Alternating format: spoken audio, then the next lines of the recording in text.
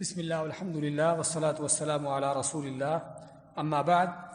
وضو کے مسائل کا بیان چل رہا تھا، جس میں ہم نے سابقہ درس میں مسئلہ نمبر 60 میں وضو کی شروط کا ذکر کیا تھا کہ وضو کی شروط کیا کیا ہیں کہ وضو کرنے والا مسلمان ہو، عقل مند ہو یعنی مجنون پاگل نہ ہو، اس عمر کا بچہ ہو جس کو کچھ سمجھداری ہو، تمیز ہو، پتہ ہو کہ وضو کیا ہوتا ہے، اس کے لیے نیت کرنا، اور پانی جو ہے جس سے وضو کیا جائے پاک ہو، اور جسم پر کوئی ایسی چیز نہ ہو کہ جس سے پانی جسم تک نہ پہنچے، اگر ایسی کوئی چیز ہے تو اس کو ہٹانا، اس کا زائل کرنا، اور اگر استنجے کی ضرورت ہے تو استنجا اور صفائی کرنا، اور عورت کا حیض نفاس سے پاک ہونا، اور تمام واجب اعضاء جو وضو میں ہیں ان سبھی کا دھویا جانا، یہ 9 شرطیں علماء نے بیان کی ہیں۔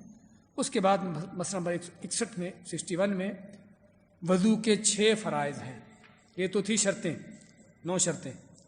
اس کے بعد وضو کے فرائض کتنے ہیں؟ 6 ہیں، ان میں سے 4 فرائض قرآن کریم میں ذکر آتا ہے، اور 2 وہ فرض ہیں جو علماء نے قرآن و سنت سے استنباط کیا ہے، یعنی اس سے اخذ کیا ہے۔ تو آیت میں جن کا ذکر آتا ہے، یا ایھا الذین آمنوا اذا قمتم الی الصلاۃ فاغسلوا وجوہکم، پہلا فرض کیا ہے؟ چہرے کو دھونا، اور چہرے کا ہم نے ذکر کیا تھا کہاں سے کہاں تک ہے، پیشانی کے بالوں سے لے کر ٹھوڑی کے نیچے تک، اور دائیں کان سے لے کر بائیں کان تک، یہ سارا چہرہ ہے، اس کا سبھی کا دھلنا چاہیے۔ اور چہرے کو دھونے میں کلی کرنا اور ناک میں پانی ڈالنا بھی شامل ہے، کیونکہ یہ بھی چہرے کا حصہ ہے۔ اور دوسرا فرض جو ہے وہ کوہنیوں سمیت دونوں بازو کو دھونا، کوہنیوں سمیت دونوں بازو دھونا، انگلی کے ناخنوں سے لے کر۔ یہاں پر بعض لوگ کیا غلطی کرتے ہیں کہ چونکہ ہاتھ پہلے دھو چکے ہوتے ہیں وضو کے شروع میں ہی، تو بازو دھوتے ہوئے ہاتھوں کو چھوڑ کر باقی بازو دھو لیتے ہیں، بھئی ایسے وضو نہیں ہوتا۔ بازو دھوتے ہوئے لازمی انگلی کے ناخنوں سے لے کر کوہنیوں تک، کوہنیاں ساتھ شامل ہو، کہ پورا بازو دھلنا چاہیے۔ تو کوہنیوں سمیت بازو کو دھونا، جس طرح کہ اللہ کا فرمان ہے وَأَيْدِيَكُمْ إِلَى الْمَرَافِقِ، اور اپنے ہاتھوں کو دھو کوہنیوں تک۔ اور تیسرا فرض جو ہے کانوں سمیت سر کا مسح کرنا، وَامْسَحُوا بِرُؤُوسِكُمْ، اور مسح کیسے کرنا ہے آگے اس کی صفت بیان آ رہی ہے، ہو رہی بیان کریں گے۔ اور چوتھا فرض جو ہے ٹخنوں سمیت دونوں پاؤں کا دھونا، پہلے دایاں پاؤں اور پھر بایاں پاؤں، دونوں پاؤں کا ٹخنوں سمیت دھونا، وَأَرْجُلَكُمْ إِلَى الْكَعْبَيْنِ، دونوں ٹانگوں کو دھونا، إِلَى الْكَعْبَيْنِ، ٹخنوں تک۔ اور 5واں فرض جو ہے وضو کا، وہ وضو کو اسی ترتیب سے کرنا جس ترتیب کا قرآن و سنت میں ذکر آیا ہے۔ قرآن میں جو ذکر آیا ترتیب کا، اسی ترتیب سے وضو کرنا، اور احادیث میں بھی نبی کریم صلی اللہ علیہ وسلم کا وضو اسی طریقے سے، اسی ترتیب سے ہے۔ کوئی ایسی حدیث ہمیں نہیں ملتی کہ جس میں نبی کریم صلی اللہ علیہ وسلم نے اس ترتیب کے علاوہ کسی اور طریقے سے وضو کیا ہو، کہ بازو پہلے دھو لیے ہوں، چہرہ بعد میں دھویا ہو، سر کا مسح پہلے کر لیا ہو، بازو بعد میں دھوئے ہوں، ہمیں کوئی ایسی حدیث نہیں ملتی۔ تو نبی کریم صلی اللہ علیہ وسلم کے بارے میں جتنی بھی احادیث آتی ہیں آپ کے وضو کی کیفیت میں، اس میں کی احادیث ہیں۔ بعض حدیثوں کا آپ کے ہاں ذکر آ رہا ہے، حضرت عثمان کی حدیث بھی ہے جس میں آپ لوگوں کے سامنے وضو کر کے دکھایا، حضرت عبداللہ بن زید بن عاصم کی حدیث ہے، مختلف حدیث میں آپ کے وضو کی صفت، اس کی کیفیت کا بیان آیا ہے، تو وہ بھی اسی کیفیت، اسی ترتیب سے ہے، جس سے معلوم کیا ہوا کہ اسی ترتیب سے وضو کرنا ضروری ہے، فرض ہے۔ اگر کوئی آدمی جان بوجھ کر اس ترتیب کو اختیار نہیں کرتا تو اس کا وضو نہیں ہوگا۔ پاؤں پہلے دھو لیتا ہے، چہرہ بعد میں دھوتا ہے، وضو نہیں ہوگا، سمجھے نا؟ کوئی بھی ایسی چیز کرتا ہے جو اس ترتیب کے خلاف ہے، وضو نہیں ہوگا۔ اور چھٹا رکن جو ہے وضو کا، چھٹا فرض جو ہے وہ کیا ہے کہ مسلسل لگاتار کرنا، جس کو عربی میں کہتے ہیں موالات، یعنی مسلسل کرنا، لگاتار کرنا۔ اور مسلسل کرنے کا معنی کہ ایک عضو دھونے کے بعد دوسرے کے بعد تیسرا، اس انداز سے، یعنی وضو کے دوران اعضاء کو دھوتے ہوئے ایسا کوئی گیپ، ایسا فاصلہ نہ دینا کہ جس سے وضو کا تسلسل ٹوٹ جائے، ختم ہو جائے۔ وہ تسلسل ٹوٹنے کا انداز کیا ہے؟ وہ 2 چیزیں ہیں، یا تو کسی وضو کی وجہ سے ہی آپ کا تسلسل ٹوٹا، جس پانی سے وضو کر رہے تھے پانی ختم ہو گیا، اب پانی آپ کو مزید لینے کے لیے ادھر ادھر جانا پڑتا ہے، تھوڑا فاصلہ ہو جاتا ہے، تو اتنا فاصلہ جو وضو کی ہی خاطر ہے تو اس سے وضو آپ جاری رکھیں گے، تسلسل نہیں ٹوٹے گا۔ دوسرا ہے کہ آپ وضو کے دوران ایسا کام کرتے ہیں کہ جس کا تعلق وضو سے نہیں ہے، وضو کرتے کرتے ایسے کام میں مشغول ہو جاتے ہیں کہ جو اس کا تعلق وضو سے نہیں ہے، اس سے وضو کا تسلسل ٹوٹ جائے گا۔ یعنی چہرہ دھونے کے بعد آپ کی کال آ گئی، آپ 15 منٹ تک بات کرتے رہے، اب آپ کہیں کہ چہرہ دھونے کے بعد آگے بازوؤں کو دھونا شروع کر دیں، یہ صحیح نہیں ہے، کیونکہ آپ کا تسلسل ختم ہو گیا۔ لیکن اگر یہی کام وضو کا پانی تلاش کرنے کے لیے آپ کو 10-15 منٹ لگ جاتے تو ہم کہتے کہ آپ اپنے وضو کو آگے مکمل کر سکتے ہیں، کیونکہ آپ وضو ہی میں مصروف تھے۔ تو اس میں علماء نے فرق کیا ہے کہ تسلسل کب ٹوٹتا ہے اور کب نہیں ٹوٹتا۔ جب وضو کے کام میں ہی مصروف ہیں تو پھر وہ تسلسل باقی رہے گا، چاہے اس میں فاصلہ ہو بھی جائے، اور اگر ایسے کام میں مشغول ہو گئے جس کا وضو سے تعلق نہیں ہے تو اس سے تسلسل ختم ہو جائے گا، اس کے بعد آپ کو پھر نئے سرے سے وضو کرنا ہوگا۔ اس کی دلیل آپ کے سامنے دی گئی ہے کہ نبی اکرم صلی اللہ علیہ وسلم نے ایک آدمی کے پاؤں میں ناخن جتنی جگہ خشک دیکھی تو آپ نے اس کو کیا فرمایا، ارجع فاحسن وضوءک، کہ لوٹ کے دوبارہ بہتر طریقے سے وضو کرو۔ یعنی آپ نے صرف اتنی سی جگہ اس کو دھونے کا نہیں کہا، بلکہ کیا فرمایا کہ اچھے طریقے سے دوبارہ وضو کرو، جس سے معلوم ہوا کہ اگر زیادہ فاصلہ ہو جائے تو پھر جو ہے وضو دوبارہ کرنا ہوگا۔ تو یہ 6 فرائض ہیں وضو کے۔ اس کے بعد وضو کی سنتیں ہیں، وضو کے جو مسنون اعمال ہیں، مثلا نمبر 62 میں 62 میں وضو شروع کرتے ہوئے بسم اللہ پڑھنا، وضو شروع کرتے ہوئے بسم اللہ پڑھنا، جس طرح کہ حدیث میں ہے لا وضوء لمن لم یذکر اسم اللہ علیہ، کہ جس نے وضو پر بسم اللہ نہیں پڑھی اس کا وضو نہیں ہوگا۔ لیکن آپ کہیں گے پھر تو اس کو واجب ہونا چاہیے، شرط ہونا چاہیے، سنت کیوں ہے؟ خاص سنت اس لیے ہے کیونکہ اس موضوع پر جو حدیثیں ہیں، جس طرح کہ امام احمد بن حنبل رحمۃ اللہ علیہ فرماتے ہیں کہ ساری حدیثیں ہی سند کے اعتبار سے ضعیف ہیں۔ سند کے اعتبار سے جو محدثین کے قید کلیہ ہے حدیث کو قبول کرنے کے، اس لحاظ سے وہ حدیثیں صحیح نہیں بلکہ ضعیف ہیں۔ لیکن چونکہ حدیثیں کئی ہیں اور سبھی حدیثیں اس بات کی دلیل ہیں کہ کچھ نہ کچھ اس حدیث کا اصل ضرور ہے، یعنی بے بنیاد حدیث نہیں ہے، اس لیے اس حدیث کو قابل اعتبار سمجھا گیا ہے، لیکن فرض کی حیثیت سے نہیں بلکہ سنت کی حیثیت دی گئی ہے۔ تو وضو سے پہلے بسم اللہ پڑھنا سنت ہے، اور اس کے بعد مسواک کرنا، جس طرح کہ ہم نے پہلے ذکر کر چکے ہیں کہ نبی صلی اللہ علیہ وسلم کا فرمان کہ اگر مجھے اپنی امت پر مشقت کا احساس نہ ہو تو انہیں ہر وضو کے ساتھ مسواک کرنے کا حکم دوں۔ دونوں ہاتھ دھونا، وضو شروع کرتے ہوئے دونوں ہاتھوں کو ہتھیلیوں کا دھونا، یہ سنت ہے۔ روزہ نہ ہو تو وضو کرتے ہوئے ناک میں پانی اچھی طرح چڑھانا، ویسے تو ناک میں پانی ڈالنا چہرے کا حصہ ہے، اکثر علماء کے نزدیک واجب ہے، لیکن یہاں پر بات ہو رہی ناک میں پانی اچھی اوپر تک چڑھانا اچھی طرح، یہ سنت ہے، اور اس میں شرط ہے کہ روزہ نہ ہو، کیونکہ لقیط بن صبرہ کی حدیث آپ کے سامنے دی گئی ہے، آپ میں کہ اسبغ الوضو، وضو اچھے طریقے سے کرو، وخلل بین الاصابع، اور اپنی انگلیوں کا خلال کرو، وبالغ فی الاستنشاق الا ان تکون صائما، اور پانی ناک میں ڈالتے ہوئے اچھی طرح اس کو اوپر چڑھاؤ، الا یہ کہ اگر تم روزہ کی حالت میں ہو۔ تو روزہ کی حالت میں کیوں منع کیا؟ کیونکہ پانی گلے میں اترنے کا خطرہ ہے، اندر جانے کا خطرہ ہے، اس لیے روزہ کی حالت میں احتیاط کرنا ہوگی، ورنہ اصل یہ ہے کہ پانی ناک میں اوپر تک چڑھانا سنت ہے۔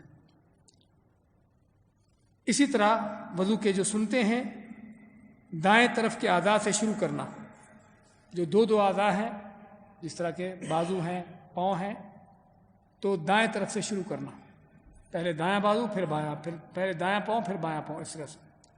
سر کے علاوہ دوسرے اعضاء کو 3 دفعہ دھونا۔ ہم آگے پڑھیں گے حدیث کہ وضو 1 دفعہ بھی کیا جا سکتا ہے، 2 دفعہ بھی کیا جا سکتا ہے، 3 دفعہ بھی اعضاء کو دھویا جا سکتا ہے۔ وضو کے اعضاء کو 1 دفعہ بھی دھونا، 2 دفعہ بھی، 3 دفعہ بھی دھونا، تینوں طرح سنت سے ثابت ہے، لیکن 1 دفعہ سے زیادہ جو ہے وہ سنت ہے۔ فرض جو ہے، واجب جو ہے وہ کیا ہے؟ ایک دفعہ ہے، اس سے زیادہ سنت ہے۔ وضو مکمل ہونے کے بعد دعا پڑھنا، جس کی تفصیل آگے آ رہی ہے۔ وضو سے پہلے بسم اللہ پڑھنے کے علاوہ وضو کے آزاد ہوتے ہوئے کوئی مخصوص دعا ثابت نہیں ہے۔ مسئلہ نمبر 63 میں وضو کے آزاد ہوتے ہوئے کہ چہرہ دھوتے ہوئے یہ دعا پڑھو، بازو دھوتے ہوئے یہ دعا پڑھو، ایسی کوئی دعا سنت سے ثابت نہیں ہے۔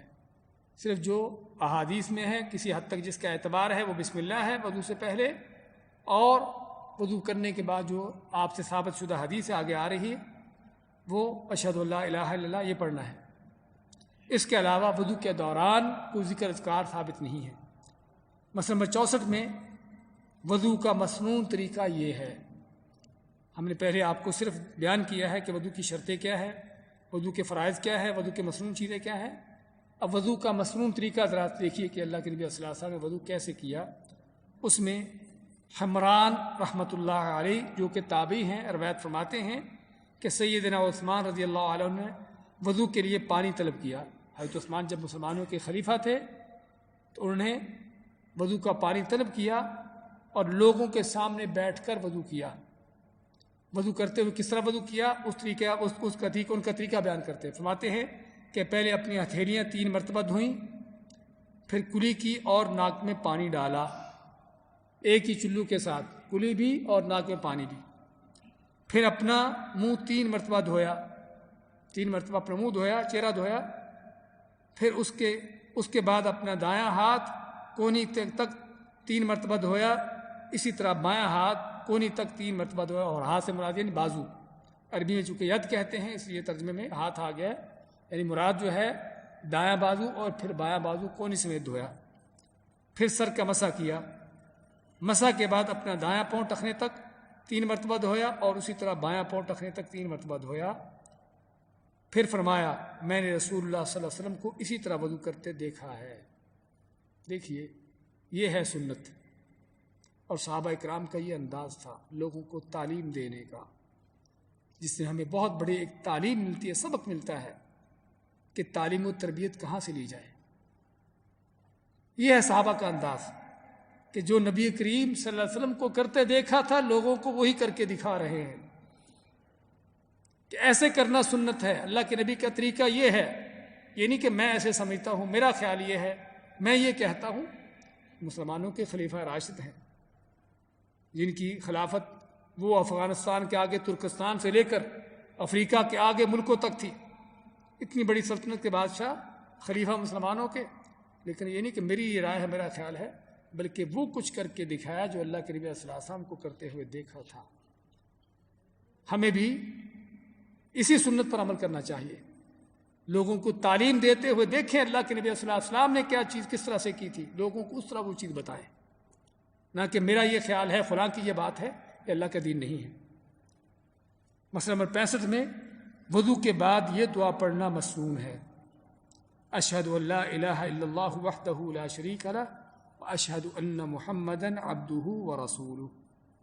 عمر بن خطاب رضی اللہ تعالیٰ عنہ کہتے ہیں کہ رسول کریم صلی اللہ علیہ وسلم نے فرمایا اگر کوئی شخص وضو کر کے یہ دعا پڑھ لے تو اس کے لیے جنت کے 8 دروازے کھول دیے جاتے ہیں، جس سے چاہے داخل ہو جائے۔ اس قدر اس دعا کی فضیلت اور عظمت ہے۔ سنن ترمذی میں مزید اس دعا کے بعد یعنی اس کلمے کے بعد مزید دعا ہے، اللہم اجعلنی من التوابین وجعلنی من المتطہرین۔ اچھا، اس دعا کی مناسبت کیا ہے وضو کے بعد، اس کلمے کی اور اس دعا کی؟ ہاں جی، آپ نے وضو کر کے جسم کے ظاہر اعضاء کو صاف کیا، اور ہم نے طہارت کے شروع میں ذکر کیا تھا کہ طہارت 2 طرح کی ہے، ایک طہارت مانوی ہے اور ایک طہارت حسی ہے۔ مانوی کہاں سے ہے؟ وہ دل کی طہارت ہے، شرک کی غلطوں سے، بدعات سے، اللہ کی نافرمانیوں سے بچنے کی۔ تو جب آپ نے ظاہری اعضاء کو دھو کر طہارت حاصل کی تو ساتھ ہی اپنے دل کی بھی طہارت اس کو بھی اعلان کر دیا، اپنے دل کو بھی پاک کر لیا، ایک اللہ کی وحدانیت کی گواہی کا نام اس کا دعویٰ کر کے گواہی دے کر، اور آپ صلی اللہ علیہ وسلم کی رسالت۔ تو یہ ہے دل کی طہارت، جو مانوی طہارت ہے، اور ساتھ اللہ سے دعا بھی کر دی، اللہم اجعلنی من التوابین، اللہ مجھے توبہ کرنے والوں سے، وجعلنی من المتطہرین، اور پاک صاف پاکیزہ رہنے والوں میں سے کر دے۔ مسئلہ نمبر 66 میں سر کے مسح کا صحیح طریقہ یہ ہے. سر کے مسح کا صحیح طریقہ عبداللہ بن زید بن عاصم رضی اللہ تعالیٰ عنہ وضو کا طریقہ بیان کرتے ہوئے فرماتے ہیں کہ رسول اللہ صلی اللہ علیہ وسلم نے اپنے سر کا مسح اس طرح کیا کہ پہلے سر کے اگلے حصے سے شروع کیا اور دونوں ہاتھوں کو گدی تک لے گئے، پھر جہاں سے شروع کیا تھا وہیں تک واپس لے آئے. یعنی سر کے اگلے حصے سے مراد یعنی جہاں سے پیشانی کے بال، پیشانی سے اوپر جو بال اگتے ہیں، پیشانی سے اوپر جو سر کے بال جہاں سے شروع ہوتے ہیں، یہاں پر ہاتھوں کو رکھا اور ہاتھوں کو پھیرتے پھیرتے پیچھے گدی یعنی گردن تک جہاں پر بال ختم ہوتے وہاں تک لے گئے، اور پھر وہاں سے ہاتھوں کو لوٹا کر جہاں سے شروع کیا تھا وہیں پر واپس لے آئے. یہ ہے سر کے مسح کا طریقہ جس میں پورے سر کا مسح ہے، نہ کہ بعض اوقات لوگ جو ایک طرف سر کے اوپر ہاتھ رکھ کر بھی سر کا مسح ہو گیا، اس طرح سر کا مسح نہیں ہوتا. اگر سر کے بال مہندی وغیرہ سے لیپ کیے ہوں تو علماء کے صحیح قول کے مطابق وضو کرتے ہوئے اس پر مسح کیا جا سکتا ہے، لیکن غسل کرنے کے دوران سر دھونا ضروری ہے، جیسا کہ رسول اللہ صلی اللہ علیہ وسلم نے حج کا احرام باندھ کر سر کے بالوں پر گوند سے لیپ کیا تھا اور پھر احرام کھلنے تک اسی پر مسح کرتے رہے تھے.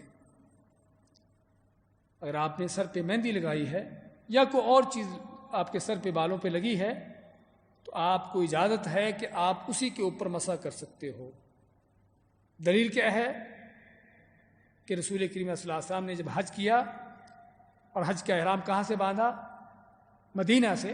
مدینہ کی جو میقات ہے ذوالحلیفہ، وہاں سے احرام باندھا اور تقریباً یہ 10 دن کا سفر تھا مکہ تک.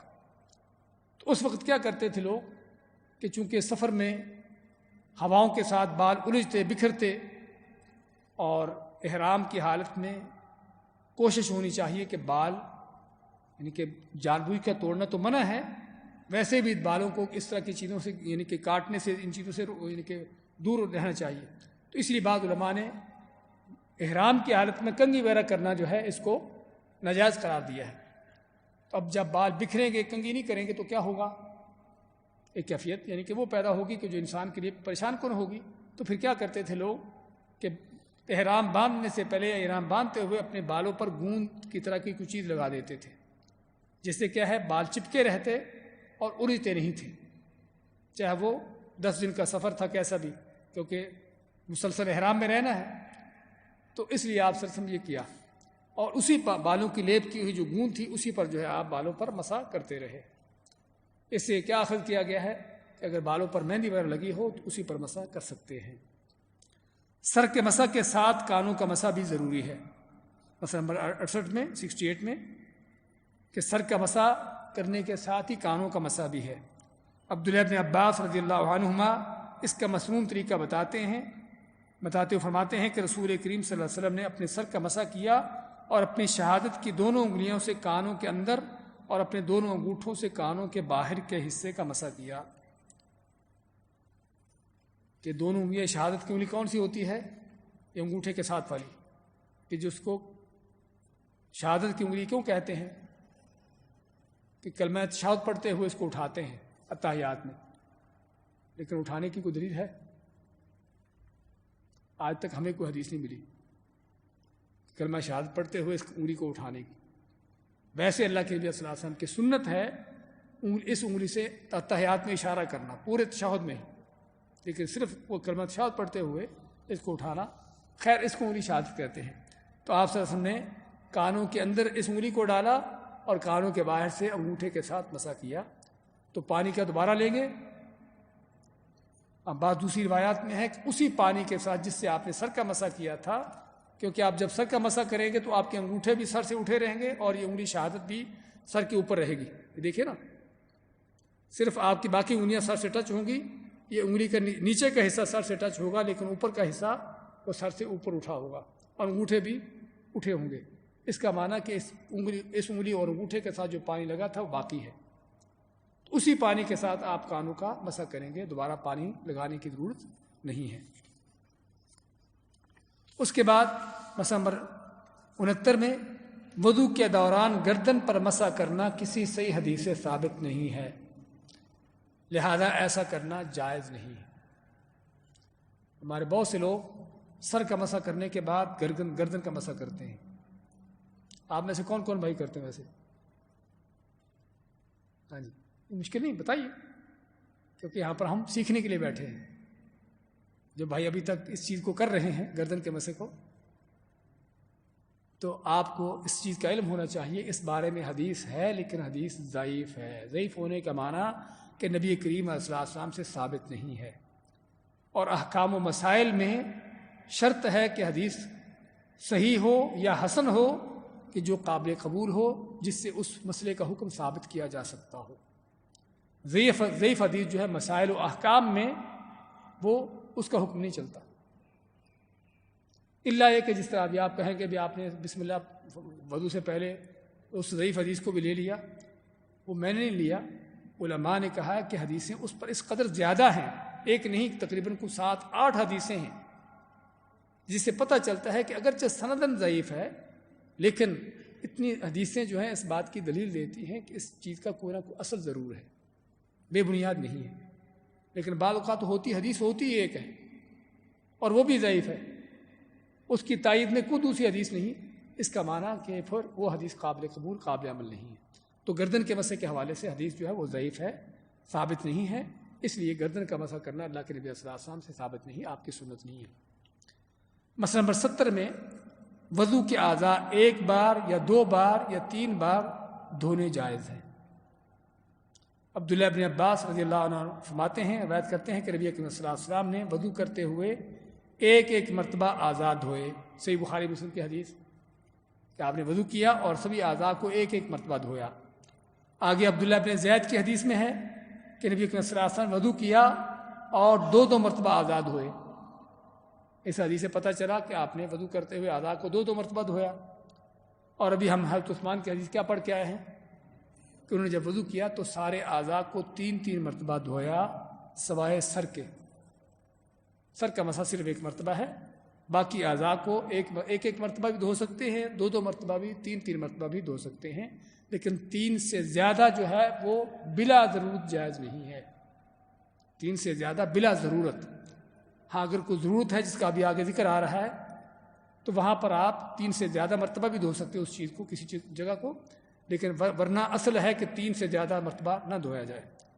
مسئلہ نمبر 71 میں اگر جسم کے کسی حصے پر نیل پالش یا پینٹ وغیرہ جیسی کوئی ایسی چیز ہو کہ جس کی وجہ سے جسم تک پانی نہ پہنچ سکے تو وضو یا غسل کرتے ہوئے اس کا ازالہ کرنا ضروری ہے.